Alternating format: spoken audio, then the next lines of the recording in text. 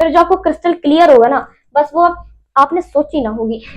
हाँ, renal palace, medullary pyramid, स्केलाइसिस, कहीं तो पढ़ा सा लग रहा है। इसी लेक्चर में पीछे पढ़ाया है मैंने। कप जैसा स्ट्रक्चर, इसमें आप चाय पी सकते हो मजे से। मल्पीजियन बॉडी बन जाएगी। आप एनसीईआरटी के पेज नंबर 293 पर देखिएगा, अपर राइट कॉर्नर में। लाइक भी कर देना इस वीडियो को। तो hello pigeons, hope you all doing well. आज की इस वीडियो में हम लोग बात करने वाले हैं ह्यूमन एक्सक्रीटरी सिस्टम की, यानी मेनली अगर मैं आप लोग को बताऊं तो क्लास 11th का जो चैप्टर है excretory product and there elimination, वो पूरा चैप्टर हम लोग कवर करने वाले हैं इस वीडियो में। ऑल्सो इसकी नेक्स्ट वीडियो में इसके पार्ट 2 की जो वीडियो का जो लिंक है मैंने ऑलरेडी इस वीडियो के कमेंट सेक्शन में दे रखा है, लेकिन आप भी इसको कृपया जाके नहा जाके अभी केवल इस वीडियो पर ही ध्यान दें। इस वीडियो में आज हम लोग कवर करने वाले हैं किडनी का स्ट्रक्चर, नेफ्रॉन का structure and urine formation.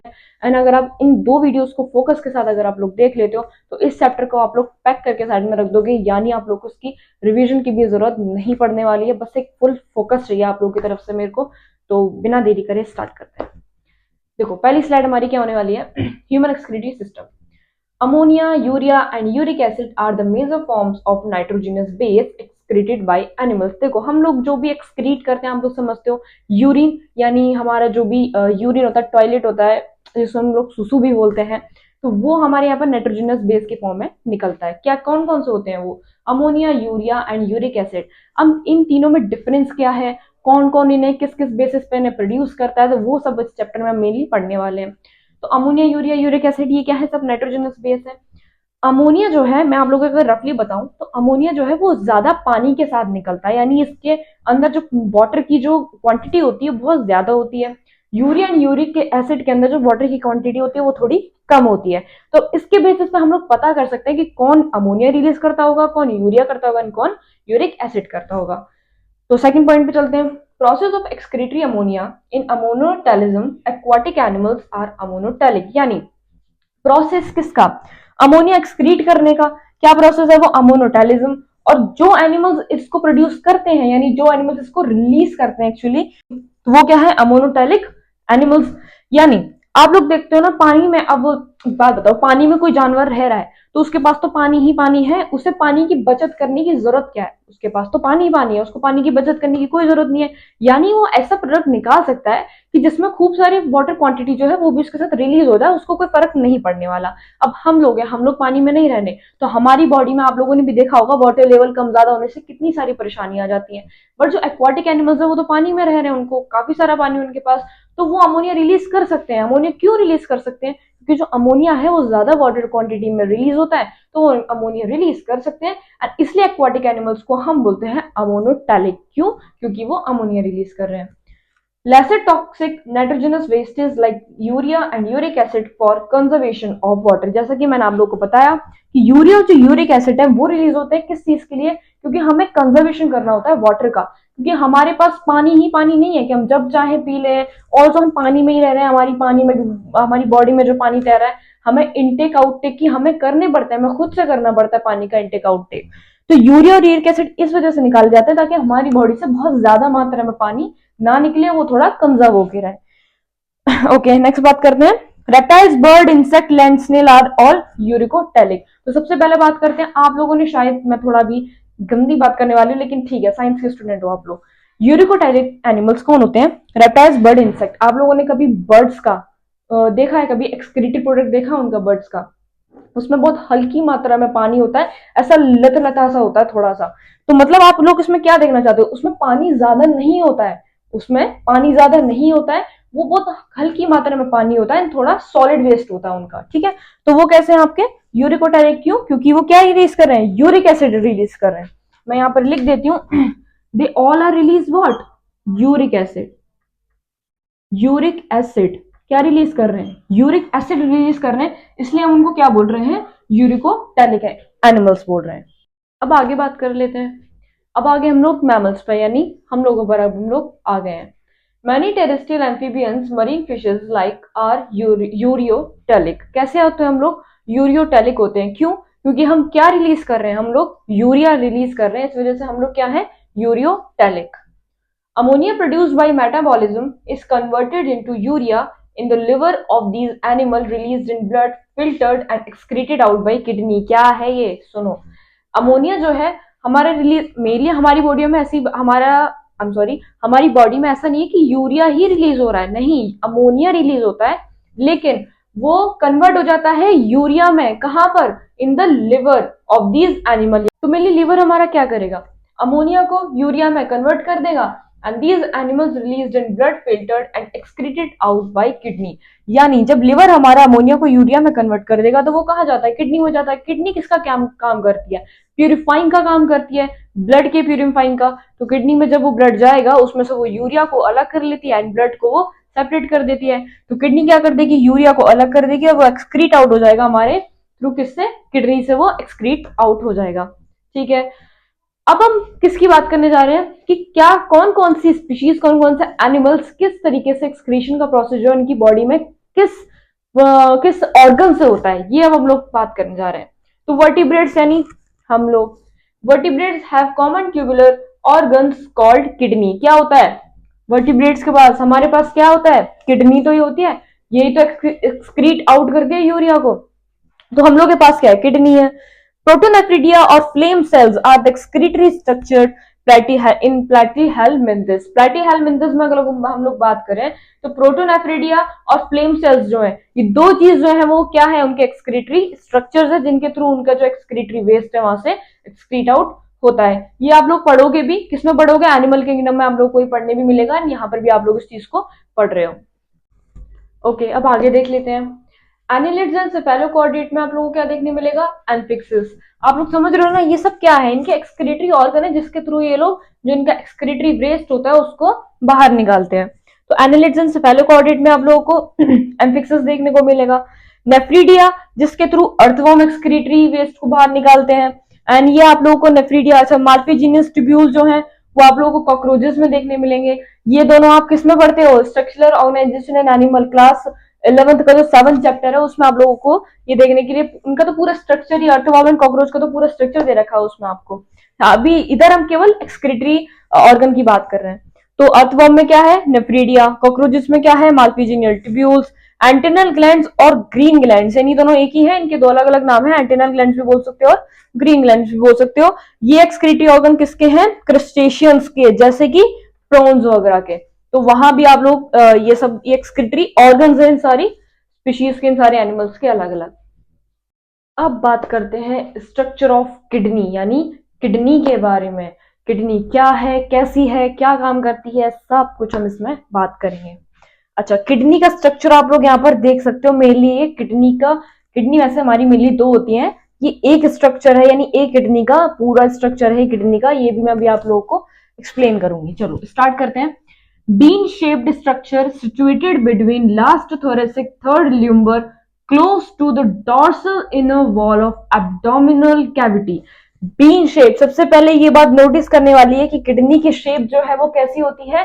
Kidney जो है वो हमारी बीन शेप की होती है। बीन माने राजमा, राजमा चावल सबने खाए होंगे, मेरे तो बहुत फेवरेट है, आप लोगों के भी फेवरेट होंगे। तो जो राजमा होते हैं बीन, यानी उसके शेप की जो है हमारी किडनी होती है। और वो सिचुएटेड कहाँ होती है? लास्ट थोरेसिक और थर्ड ल्यूमर, करीब ये इधर आ गया हमारा, मतलब इधर आप लोग बोल सकते हो, लास्ट थोरेसिक और थर्ड ल्यूमर के बीच में ये सिचुएटेड होती है। Close to the dorsal inner wall of abdominal cavity. Dorsal से यहाँ पर क्या मतलब है आप लोग समझ सकते हो? जो हमारी आगे की बॉडी होती है, जो हमारी फ्रंट बॉडी होती है, उसे हम लोग वेंट्रल बोलते हैं, एंड जो हमारी पीछे की बॉडी होती है उसे हम लोग डॉर्सल बोलते हैं। तो ये कहाँ सिचुएटेड है? डॉर्सल इनर वॉल पे, यानी करीब अगर हम लास्ट थोरेसिक थर्ड लुम्बर की अगर हम बात करें तो ये आ गया करीब इधर, एंड डॉर्सल है तो क्योंकि पीछे होगी, यहाँ आगे किडनी नहीं होती है। यहाँ आप लोग को शायद दिख भी नहीं रहा होगा, मैं क्या ही बोल रही हूँ, आगे यानी समझ रहे हो आप, यहाँ नहीं होती है किडनी, किडनी होती है यहाँ पीछे, यानी आप लोग अंदाजा लगा सकते हो बैक पे पीछे दोनों साइड जो है वो किडनी प्रेजेंट रहती है। Dorsal inner wall of abdominal cavity, ये तो पूरा थोरेसिक आ गया, ये हो गया एब्डोमिनल कैविटी। अब बात कर लेते हैं इसके साइज के बारे में। तो इसकी लेंथ जो होती है वो होती है 10 to 12 सेंटीमीटर। थिकनेस जो होती है वो होती है इसकी 2 to 3 सेंटीमीटर। विड्थ जो होती है वो होती है इसकी 5 to 7 सेंटीमीटर। एंड जो इसका वेट होता है वो होता है 120 to 170 ग्राम। ठीक है, ये यूनिट्स भी आप लोग ध्यान रखिएगा। ओके, अब बात करते हैं लास्ट पॉइंट की, towards the centre inner concave surface of kidney is a नोच कॉल्ड हाइलम। एक्चुअली मैं नोच आप लोगों को बताती हूँ, कहीं भी गड्ढा हो जाना या समथिंग, उसको हम लोग नोच बोलते हैं।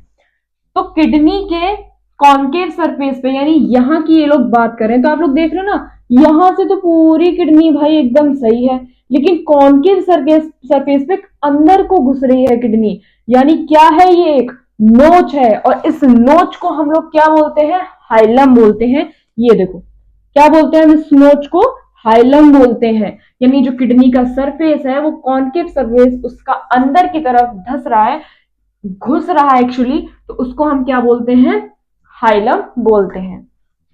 अब देखिए next point, inner to hilum is broad funnel shape space called renal pelvis. यानी हाइलम आप लोगों को समझ में आ गया, किडनी के कॉन्केव सरफेस पर एक नोच होती है जिसको हम ये हाइलम बोलते हैं। अब ये क्या बोल रहा है कि इनर टू हाइलम, यानी हाइलम के अंदर ब्रॉड, ब्रॉड का क्या मतलब होता है, चौड़ा, फनल शेप जो है एक स्पेस है जिसको हम रीनल पेल्विस बोलते हैं। किसको बोलते हैं, तो देखिए डायग्राम में, एक बार आप लोग अपनी एनसीईआरटी जरूर खोल के बैठिएगा अपने साथ में, क्योंकि मे भी आप लोगों को कोई डायग्राम थोड़ा कंजेस्टेड बना है, जो उसकी मार्किंग्स है वो थोड़ी कंजेस्टेड हो रही है, तो अपनी डायग्राम, अगर एनसीईआरटी डायग्राम, ये देखो मेरे सामने रखी हुई है, इस वाले डायग्राम को अगर आप खोलकर बैठ जाएंगे तो आप लोगों को प्रॉपर क्लियर हो जाएगा। ठीक है, देखिए इधर रीनल पेल्विस आप लोगों को कहाँ देखने मिल रहा है, इसमें ये रहा रीनल पेल्विस। जो हाइलम है, यानी हाइलम के अंदर आप देख रहे हैं ब्रॉड सा हिस्सा, एनसीईआरटी में आप लोग देख सकते हैं, आप लोगों को क्लियरली विजिबल होगा कि एक ब्रॉड हिस्सा जो है, इसी को हम क्या बोलते हैं, रीनल पेल्विस बोलते हैं। ठीक है, with projections called calyces. With projections, ये जो आप प्रोजेक्शंस देख रहे हैं ना, ये जो आप प्रोजेक्शंस, मैं आप लोगों को मार्किंग से दिखाते हैं, आप लोग ऐसे नहीं समझोगे। देखो ये देखो इधर, ये जो पायरामिड्स आप लोग को दिख रहे हैं, पायरामिड्स में जो ये निकल रहे हैं ना आपके, ये जो ब्लू ब्लू मार्किंग निकल रही है, इसके बीच का जो हिस्सा है ये, इसको आप क्या बोलोगे, कैलिक्स। ये जो इन दोनों की जो बीच का हिस्सा है वो है कैलिक्स। एनसीईआरटी में जाके झांको, बहुत अच्छे से आप लोगों को क्लियरली विजिबल होगा, इसलिए बोल रही हूँ। ठीक है, there are two zones, outer cortex and inner medulla. आप लोग को दो जोन्स देखने के लिए मिलेंगे, कौन से, आउटर कॉर्टेक्स एंड जो ये इनर मेड्यूला, ये जो रीजन है inner medulla, and this whole are what, outer. ये देखो ये हिस्सा, मेरी उंगली चली चली चली, this is what, outer cortex, and ये सारे, ये सब क्या है, इनर मेड्यूला।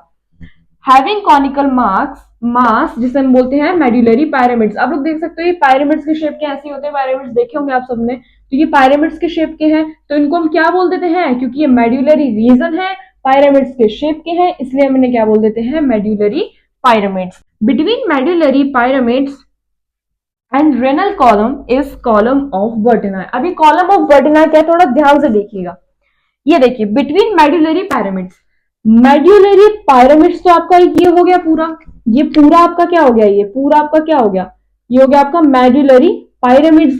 और किसके बिटवीन में, रिनल कॉलम, ये आपका रिनल कॉलम होता है, इतना देखो मैंने मार्किंग कर रखी है यहाँ पर, ये देखिए दो पायरामिड्स के बीच का जो स्पेस होता है उसको हम बोलते हैं रिनल कॉलम।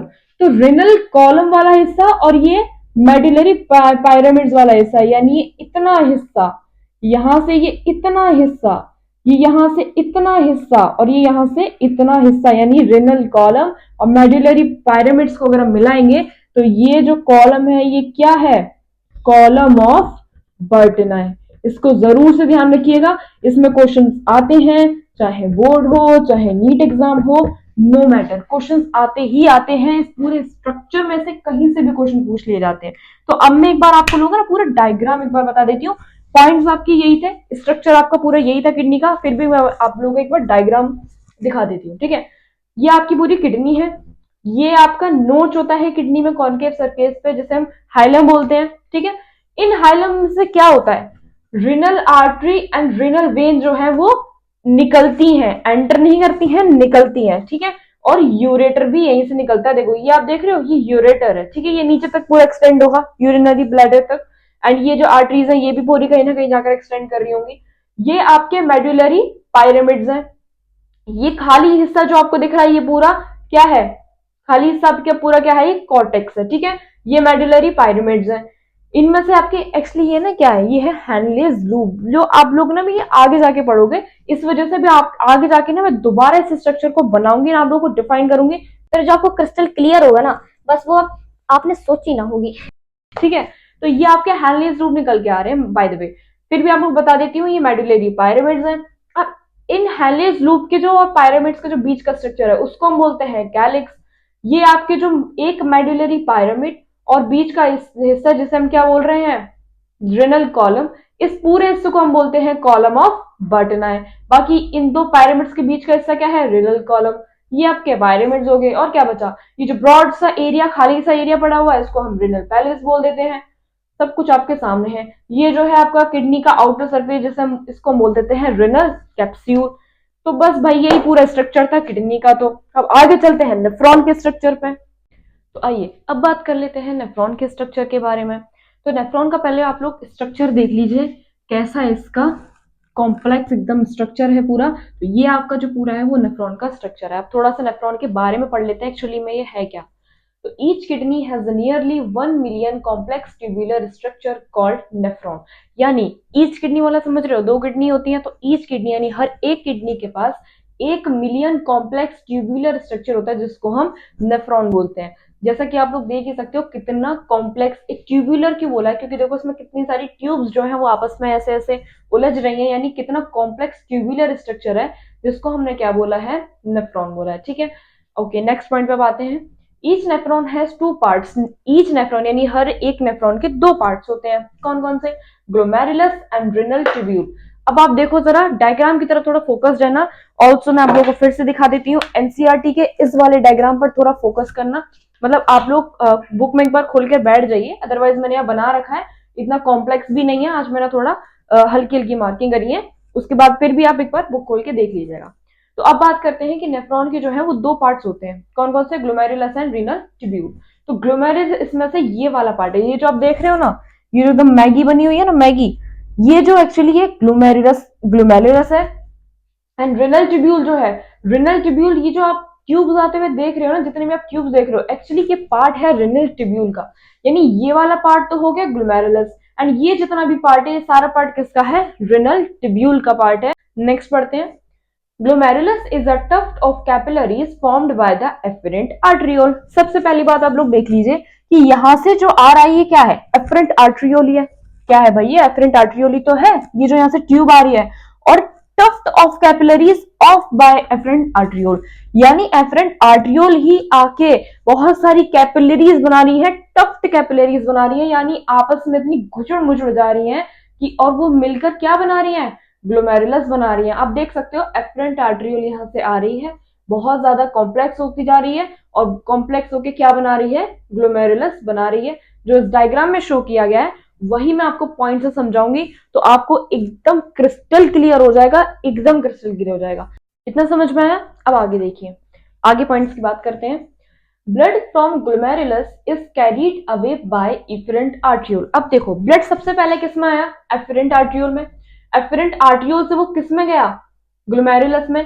अब ग्लोमेरुलस से आप देखो यहां से ये ट्यूब निकल कर आ रही है, ये ग्लोमेरुलस से ही एक्चुअली निकल कर आई है। ये देखो ये जो ट्यूब है ना, ये ग्लोमेरुलस से ही निकल कर जा रही है।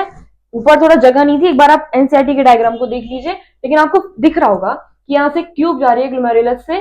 इसको हम क्या बोलते हैं, इफरेंट आर्ट्रियोल।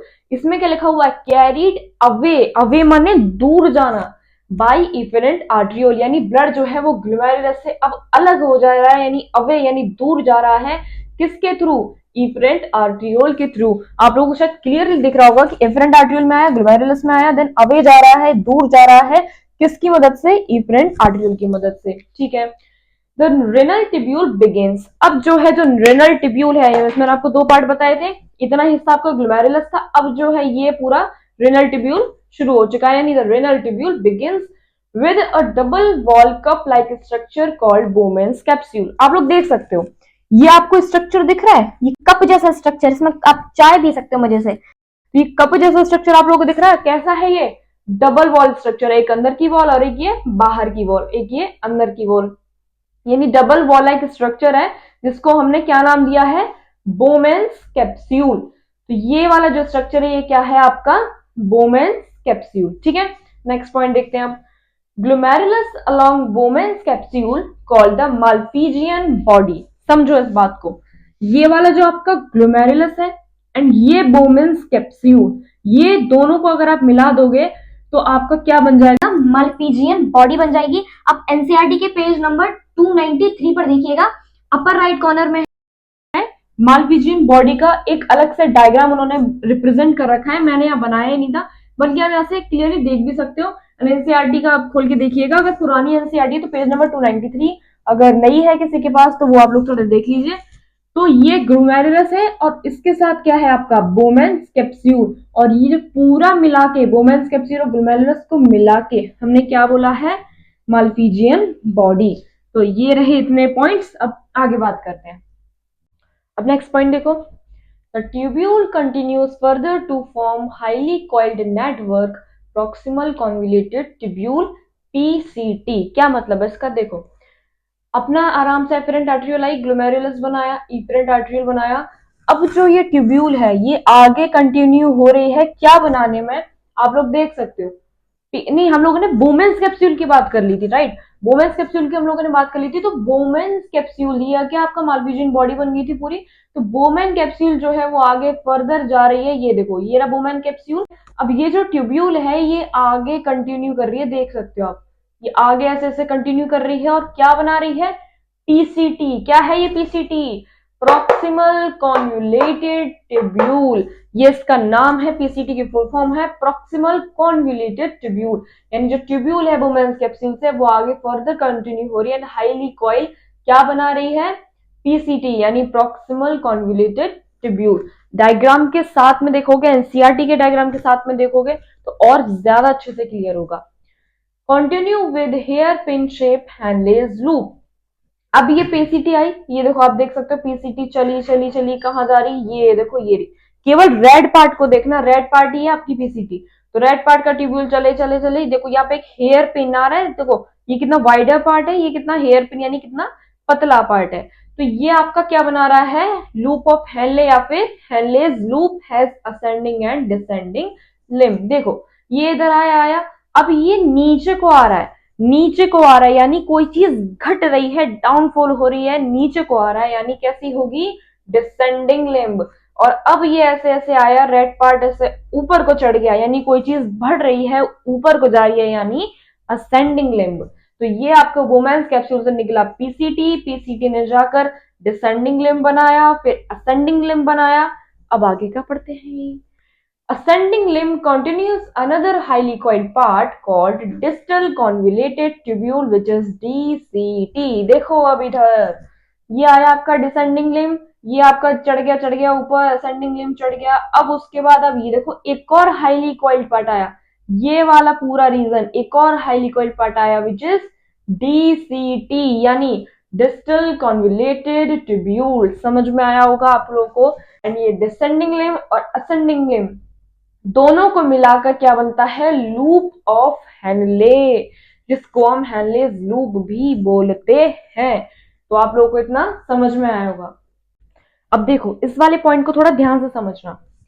डीसीटी पे हम लोग पहुंच चुके हैं, ये रहा आपका डीसीटी, डिसेंडिंग से असेंडिंग है, असेंडिंग से आके देखो हाईली कॉइल जो है वो डीसीटी बना दिया। अब देखो DCT open into straight tube called the collecting duct. अब जो DCT है वो ओपन हो रहा है किस में जाके? स्ट्रेट ट्यूब में, जिसको हमने बोला है कलेक्टिंग डक्ट। इस तरह जो डायग्राम पे ये रहा हमारा DCT। DCT देखो एक स्ट्रेट ट्यूब बना रहा है, आंखें सही हैं, स्ट्रेट ही दिख रहा है कि नहीं दिख रहा? तो ये कैसा है? स्ट्रेट ट्यूब है, स्ट्रेट ट्यूब बना रहा है जिसको हमने क्या बोला है? कलेक्टिंग डक्ट बोला है, ठीक है। अब थोड़ा ध्यान से सुनना। Open into renal pelvis through medullary pyramids in the calyces। हाँ, renal pelvis, medullary pyramids, calyces, कहीं तो पढ़ा सा लग रहा, इसी लेक्चर में पीछे पढ़ाया है मैंने। किडनी के डायग्राम में पढ़ाया नहीं है क्या? देखो इधर रफली डायग्राम बनाया मैंने। एक बार और आप लोग एनसीईआरटी खोल के बैठ जाओ, अभी खोलो एनसीईआरटी खोलो अभी, और उस डायग्राम को निकालो, किडनी वाले डायग्राम को निकालो, ये वाले, ये रहे, इस डायग्राम को निकालो फटाफट। आज मैं नहीं पढ़ा, फटाफट खोल लिया। अब देखो रिनल पेल्विस, अब ये ही जो कलेक्टिंग डक्ट है ना, अब ये वाला हिस्सा देख रहे हो उसका, ये वाला हिस्सा, अब ये कहां जाकर खुल रहा? कुछ ही खुलते हैं, सारे नहीं खुलते। देखो इधर पूरा स्ट्रेट ट्यूब है, एक यहां से क्या है, यहां से क्या, सारा नहीं जा रहा, केवल कुछ ही पार्ट जा रहा है इसका, स्ट्रेट ट्यूब यानी कलेक्टिंग डक्ट का कुछ पार्ट कहाँ जा रहा है, रेनल पेल्विस। ये वाला हिस्सा रेनल पेल्विस था, ये खाली खाली से जो भी हिस्सा दिख रहा है आपको सब रेनल पेल्विस था, इसमें जा रहा है थ्रू मेड्यूलरी पैरामिड्स। किसके थ्रू, ये मेड्यूलरी पैरामिड्स में जो ये ब्लू ब्लू निकल रहे थे, याद आ रहा होगा आप लोगों को, जिसको मैंने आपको बताया था कि ये हेनलियस लूप है, वो हेनलियस लूप ही आगे जाके कलेक्टिंग डक्ट में कन्वर्ट हो रहा है, ये वही तो निकल रहे हैं। ये देखो रेनल पेल्विस के हिस्से में ये आके जाके निकल रहे हैं, किसमें, कैलाइसिस में, मैंने आप लोगों को बताया था।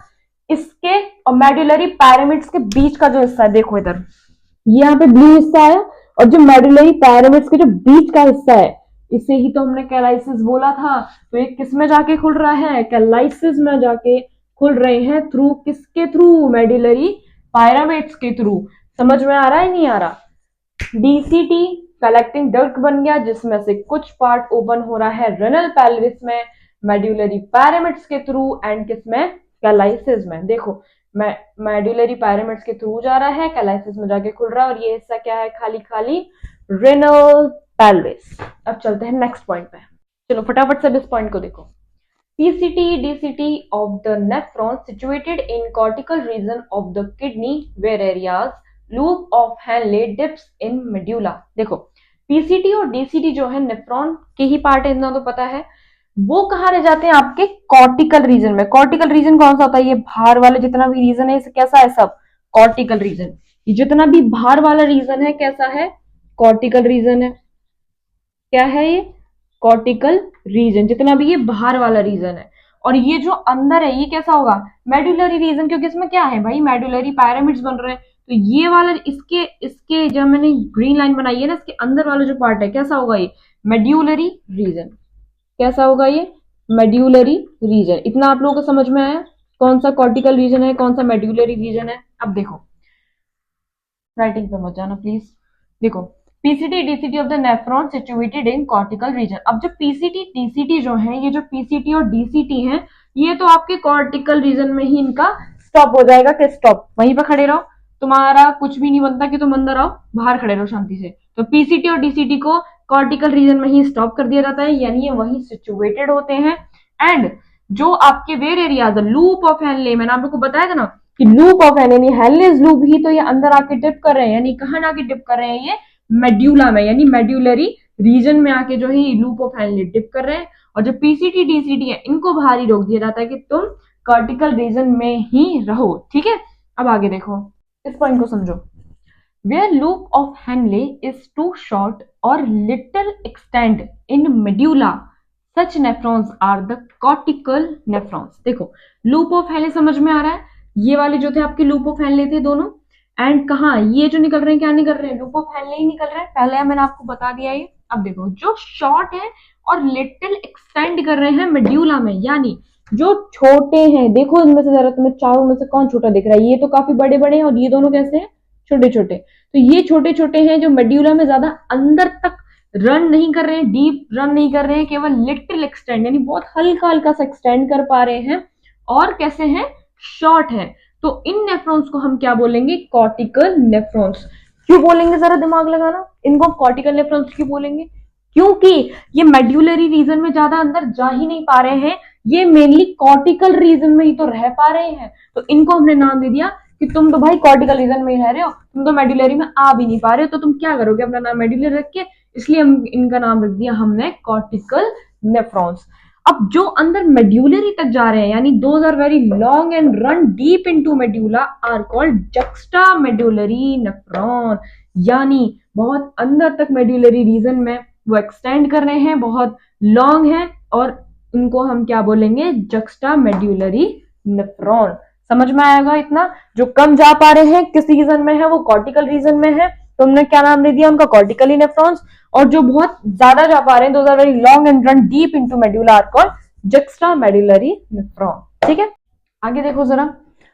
Afferent arteriole form a fine capillary network around renal tubule called the peritubular capillaries। थोड़ा ध्यान से देखना है इस चीज को।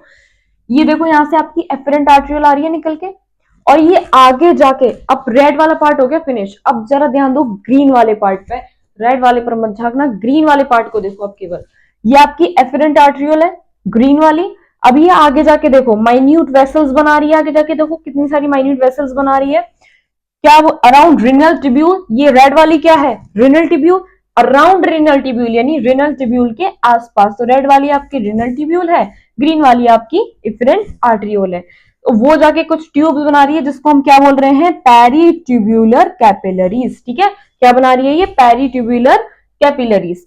अच्छा, a minute vessels run parallel to Henle's sorry okay, a minute vessel runs parallel, ये यहीं तक है ठीक है, लूप ऑफ हेनले मिक्स हो रहा है, to Henle's loop U shaped vasa recta. देखो ये तो आपकी सारी पेरिट्यूबुलर कैपिलरीज हो गई, जितना भी ग्रीन पार्ट आपको ये ऊपर दिख रहा है। अब जो ये वाला पार्ट आ रहा है जो कि लूप ऑफ हेनले के पैरेलल जो आ रहा है, ये देखो ये वाला पार्ट जो है, ये देखो ये आपका लूप ऑफ हेनले है रेड वाला पार्ट। ग्रीन वाला पार्ट देखो इसके बिल्कुल पैरेलल आ रहा है कि नहीं आ रहा, लूप ऑफ हेनले के बिल्कुल पैरेलल आ रहा है।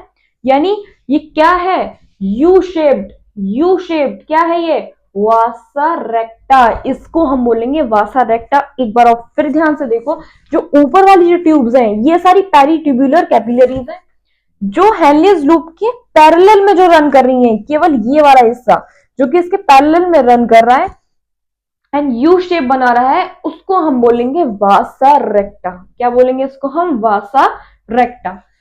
वासा recta absent in cortical nephron. ध्यान रखने वाली चीज है कि वासा रेक्टा कॉर्टिकल नेफ्रॉन्स में एब्सेंट ही होते हैं, होते भी हैं तो बहुत कम होते हैं, लेकिन ऑलमोस्ट जो है वो एब्सेंट ही होते हैं। ठीक है, तो वासा रेक्टा जो है कॉर्टिकल नेफ्रॉन्स में एब्सेंट होंगे, तो किस में होंगे फिर, जक्स्टा मेड्यूलरी नेफ्रॉन में वासा रेक्टा प्रॉपर होते हैं। ठीक है, अब समझ में आ गया ये पूरा डायग्राम। नेफ्रॉन आपका खत्म, यहीं पर खत्म है नेफ्रॉन। अब बात करते हैं यूरिन फॉर्मेशन के बारे में। देखो यूरिन फॉर्मेशन से पहली बात आपको क्या समझ में आ रहा है, यानी फॉर्मेशन ऑफ यूरिन, यानी यूरिन का बनना, कैसे बनता है यूरिन, वो हम इसमें आप पढ़ेंगे। देखो, filtration of blood is carried out by glomerulus is called आप लोग बोल पा रहे हो, मैं नहीं बोल पाती भाई, ग्लोमेरुलस फिल्ट्रेशन। ठीक है, यानी फिल्ट्रेशन, ब्लड का फिल्ट्रेशन होना, कौन कर रहा है ब्लड का फिल्ट्रेशन, ग्लोमेरुलस करता है, जिसको हम क्या बोलते हैं, ग्लोमेरुलर फिल्ट्रेशन। यानी ब्लड कहां से फिल्टर, एक बात बताओ, ग्लोमेरुलस हमारा ब्लड जो है वो कहाँ फिल्ट्रेट होता है, कहाँ यूरिन और ब्लड सेपरेट होते हैं, किडनी में होते हैं। किडनी में मैंने अभी क्या पढ़ा है तुम्हें, क्या होता है, नेफ्रॉन होता है। नेफ्रॉन में मैंने क्या पढ़ा है अभी, क्या होता है, ग्लोमेरुलस होता है। ठीक है, तो वहां से जब ब्लड जो है वो फिल्ट्रेट होकर आता है, उसको हम बोलते हैं ग्लोमेरुलर फिल्ट्रेशन। ठीक है, on an average 1100 to 1200 millilitre blood is filtered by the kidney पर मिनट। यानी किडनी जो है वो 1100 से 1200 ml ब्लड फिल्टर कर रही है पर मिनट, यानी एक मिनट के अंदर वो इतना ब्लड फिल्टर कर दे रही है। Wow, which is 1/5 of the blood pumped out by the each ventricle of heart. ये लाइन से मुझे लग रहा है कुछ बच्चों को शायद समझ में आएगी, कुछ को नहीं समझ में आएगी, मैं समझाती हूँ। 1/5 का क्या मतलब है यहाँ पर, एक्चुअली मैं आप लोगों को बताती हूँ, जो एक पूरा मैकेनिज्म है वो अलग चैप्टर में है, 11th के भी ह्यूमन फिजियोलॉजी के अलग वाले हार्ट वाले जो चैप्टर है ना उसमें है, तो वो मैं आप लोग के अलग से पढ़वाने वाली हूँ, उसका बिल्कुल चिंता मत करो। उसका एक अलग से ऐसी वीडियो आने वाली है कि आप लोग बिल्कुल क्रिस्टल क्लियर हो जाएगा, फिर आपको मन करेगा कि मैं तो चली हर्ट की डॉक्टर बने, या मैं तो चला हर्ट का डॉक्टर बने। तो इतना बढ़िया वीडियो आने वाली है वो, एकदम मैंने सिंपली उस वीडियो में सबको समझा रखा है कि हर्ट हमारा कैसे ब्लड पंप करता है, क्या करता है, वो करता है। वापस आते हैं अपने टॉपिक पे कि 1/5 का यहाँ पर मतलब ये है कि एक्चुअली जो हमारा ब्लड है पर मिनट वो पंप करता है 5070 मिलीलीटर, वो हाँ 5070 मिलीलीटर अप्रोक्स, मैं अप्रोक्स बता रही हूँ कि 5070 मिलीलीटर वो अप्रोक्स जो है ब्लड हमारा एक मिनट के अंदर पंप करता है।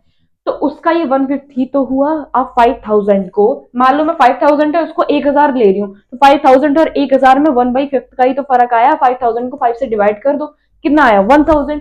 यानी अप्रोक्स जो है ये 1/5 है किसका, ब्लड पंप, जो कि ब्लड हमारा पंप हो रहा है किसके थ्रू, वेंट्रिकल के through, each ventricle of the heart, यानी हार्ट में वेंट्रिकल्स होते हैं उनके थ्रू जो है 1/5 जो ब्लड पंप हो रहा है वो ये है, जो कि किडनी पर मिनट में फिल्टर कर पा रही है। यानी समझ रहे हो, एक मिनट में जो हार्ट है वो आपका 5000 मिलीलीटर पंप कर रहा है, किडनी एक मिनट में आपका 1100 to 1200 मिलीलीटर जो है वो फिल्टर करवा रही है, which is 1/5 of the blood pumped out of the each ventricle of heart. समझ में आया, आया, ठीक है। 3 layers of glomerulus involve in filtration. अब हमें इतना तो पता चल गया कि ग्लोमेरुलर जो है वो करता है हमारा ब्लड का फिल्ट्रेशन। अब उसमें 3 लेयर्स भी इन्वॉल्व होती हैं, उनके बारे में पढ़ लेते हैं। एंडोथीलियम, ग्लोमेरुलस ब्लड वेसल, यानी ग्लोमेरुलस की ब्लड वेसल वो एक लेयर इन्वॉल्व होती है जिसको क्या बोलते हैं हम, एंडोथीलियम। और बोमेन्स कैप्सूल, बोमेन्स कैप्सूल की भी एक लेयर इन्वॉल्व होती है जिसको हम क्या बोलते हैं, एपिथीलियम। एंड तीसरी कौन सी है इसमें, बेसमेंट मेम्ब्रेन। तो 3 हो गई। अच्छा एक इधर देखो, एपिथीलियम जो बोमेन्स कैप्सूल की जो लेयर है एपिथीलियम, उसको हमने एक अलग से नाम दिया है पोडोसाइट्स। याद रखना, नीट में बोर्ड्स में क्वेश्चन एब्सोल्युटली आ सकता है, तो उसको ध्यान रखना कि जो बोमेन्स कैप्सूल की जो लेयर है एपिथीलियम, उसको हमने एक अलग से नाम दिया है पोडोसाइट्स। बाकी एक एंडोथीलियम लेयर है जो इन्वॉल्व होती है, जो कि ग्लोमेरुलस के ब्लड वेसल की लेयर है। और तीसरी हो जाती है आपकी बेसमेंट मेम्ब्रेन। यानी ये 3 लेयर जो है ग्लोमेरुलस की इन्वॉल्व है किसमें, फिल्ट्रेशन में। ठीक है, अब आगे देखो, देखो all the constituent except protein pass on to the lumen of Bowman's capsule considered as a ultrafiltration। देखो बोमेन कैप्सूल की लेयर क्या थी, एपिथेलियम। ठीक है, उसमें ऐसे क्या होता है कि प्रोटीन को छोड़कर जितने बाकी के कॉन्स्टिट्यूएंट्स होते हैं वो उसमें से पास हो जाते हैं। एंड इसी प्रोसेस को हम अल्ट्रा फिल्ट्रेशन बोलते हैं। क्यों, क्यों भाई अल्ट्रा फिल्ट्रेशन? एक बात बताओ, तुम प्रोटीन को ही पास कर दोगे तो तुम्हारी बॉडी किस चीज का यूज करेगी? किडनी फिल्ट्रेशन किस चीज का करती है ब्लड में से, कि जो जो जरूर गंदा गंदा सामान है वो यूरिन के थ्रू बाहर करते हो, जो सफिशिएंट सामान है जो हमारे लिए हेल्पफुल है उसको बचा के रखती है। तो क्या प्रोटीन को पास कर देगी? वो नहीं करेगी। तो किडनी क्या करती है, प्रोटीन यानी जो बोमेन्स कैप्सूल है वो क्या करता है, प्रोटीन को बचा के रखता है, बाकी जितनी भी कॉन्स्टिट्यूएंट्स है उनको पास ऑन कर देता है। एंड इसी को हम बोलते हैं अल्ट्रा फिल्ट्रेशन, यानी ये हमारी बॉडी का पूरा ध्यान रखा जा रहा है। Okay, the amount of filtration formed by kidney पर मिनट कॉल्ड GFR, यानी किडनी से जितना भी फिल्ट्रेट जो है वो फिल्टर होके निकल रहा है उसको हम बोलते हैं GFR, यानी ग्लोमेरुलस फिल्ट्रेशन रेट। यानी ग्लोमेरुलस जो है वो कितना उसको फिल्ट्रेट कर रही है, कितना हमें फिल्ट्रेट पर मिनट लाकर दे रही है, उसी को हम बोलते हैं ग्लोमेरुलस फिल्ट्रेशन रेट। अगर हम डे की बात करें तो 180 लीटर पर डे जो है ग्लोमेरुलस फिल्ट्रेट कर रहा है हमारे ब्लड को। कितना, 180 लीटर पर डे और 125 ml पर मिनट। आप लोग कैलकुलेशन भी करके देख सकते हो, एक डे में 24 आवर्स होते हैं, तो 24 आवर्स में कितने मिनट होते हैं उसको आप इससे डिवाइड कर लो तो आपका आंसर आ जाएगा। ठीक है, तो 180 लीटर पर डे में 180 लीटर पर डे ये लोग फिल्ट्रेट कर रहे हैं, 125 ml पर मिनट जो है वो फिल्ट्रेट कर रहे हैं। एंड उसको हम बोलते हैं GFR, which means glomerulus filtration rate. The mechanism carried out by the juxtaglomerulus apparatus is JGA। देखो ये जो मैकेनिज्म जो भी हो रहा है ना, जो ग्लोमेरुलस फिल्ट्रेट करके दे रहा है हमें, इसी मैकेनिज्म, ये मैकेनिज्म किसके थ्रू कैरिड आउट होता है? ये होता है juxtaglomerulus apparatus के थ्रू, जिसको हम बोलते हैं JGA। फॉल इन GFR, मान लो GFR रेट बहुत कम आ रहा है, हमने पानी नहीं पिया, पानी नहीं पियेंगे तो वो किडनी क्या ही फिल्टर करेगी। ठीक है, हमने पानी नहीं पिया, ना यूरिन बन रहा है, ना वो फिल्ट्रेट हो रहा है, ना वो ब्लड में जा रहा है, जो भी है। ठीक है, तो उसमें क्या होता है, GFR जो है वो फॉल आ जाता है उसमें, यानी वो गिर जाता है। तो JG सेल्स यानी जुक्स्टाग्लोमेरुलस की जो सेल्स होते हैं वो निकलते हैं, रिलीज करते हैं रेनिन को एंड स्टिमुलेट कराते हैं ग्लोमेरुलर फिल्टर ब्लड फ्लो को, कि भाई रुक जाओ रुक जाओ रुक जाओ, अभी इतनी तेज ब्लड फ्लो मत करो, क्योंकि पानी नहीं आ रहा है। किसको, तुम किसको फिल्ट्रेट करोगे जब पानी नहीं दे रहे हैं वो यूरिन बनाने की, हमें प्रक्रिया ही नहीं चालू करने दे रहे, तो तुम किसको फिल्ट्रेट कर रहे हो? वो उसको स्टिमुलेट कर देता है एंड GFR क्या है वो अपनी नॉर्मल कंडीशन पे आ जाता है। ठीक है, समझ में आया? अभी ये वाली लाइन में भी आप लोगों को समझ में नहीं आई होगी। रेगुलेशन इन किडनी फंक्शन नाम का इसी टॉपिक में है, इसी चैप्टर में वो टॉपिक है। नेक्स्ट वीडियो में मैं उस टॉपिक के बारे में बात करने वाली हूँ, वहां और अच्छे से समझोगे। ठीक है, अगर नहीं समझे हो तो कोई बात नहीं, अभी टेंशन मत लो। ठीक है, अब नेक्स्ट देखते हैं। अब पहुंच चुके हैं इस वीडियो की लास्ट स्लाइड्स पर, दैट्स ऑफ पार्ट 1 की। ठीक है, ये पार्ट 1 है इसकी वीडियो के, हम लास्ट स्लाइड पर पहुंच चुके हैं।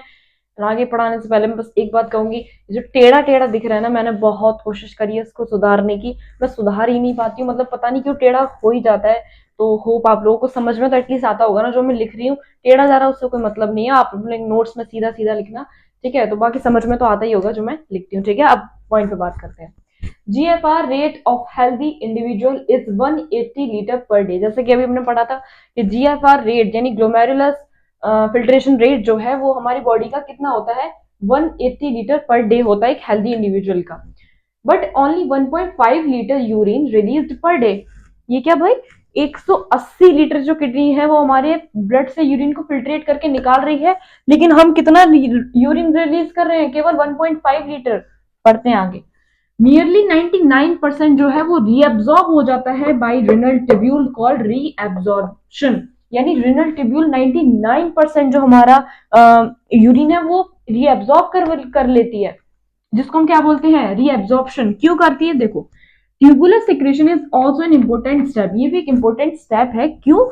क्योंकि help in maintain of the ionic and acid base balance of the body fluid. यानी हमारी जो बॉडी फ्लूइड है वो हमारा एसिड रहने वाला है, बेस रहने वाला है। यानी हमारे बॉडी फ्लूइड के जो, क्या बोलेंगे हम इसको, बॉडी फ्यूल का आयनिक बैलेंस, ये रहा ना, ionic and acid base, ionic balance को मेंटेन रखने के लिए जो है वो हमारा 99% जो है रिनल ट्यूब्यूल वो रीअब्सॉर्ब कर लेती है हमारे यूरिन को। ठीक है, समझ में आ रहा है इतनी सी बात। जीएफआर 180 लीटर पर डे होता है, लेकिन 1.5 लीटर ही यूरिन निकल रहा है। क्यों? क्योंकि 99% जो रिनल ट्यूब्यूल है वो उसको रीअब्सॉर्ब कर ले रही है। क्यों कर ले रही है? क्योंकि वो हमारे आयनिक और एसिड बेस बैलेंस जो हमारी बॉडी फ्लूइड का वो मेंटेन करने के लिए वो रीअब्सॉर्ब कर लेती हैं।